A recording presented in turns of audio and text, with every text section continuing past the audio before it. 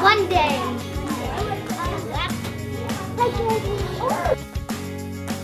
In our phonics literacy centers, we have been reviewing sounds of our phonics curriculum, and the students do a variety of activities. I try to make them as hands-on as possible so that the students can be engaged and have fun while they're learning.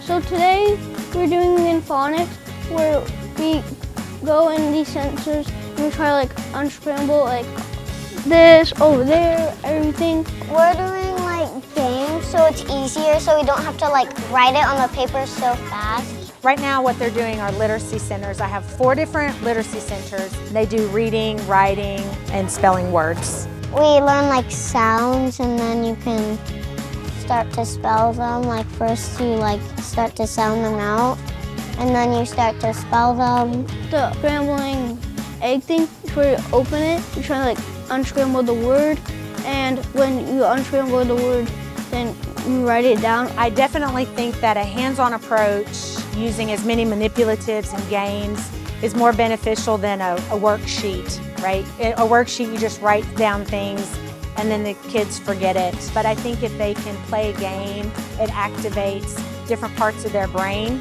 so that they can build their fluency in reading and writing. It's the best thing because it's super fun and you get to do all these things and it's really awesome to do it. I would give it out of a 10, like 100. 10 out of 10.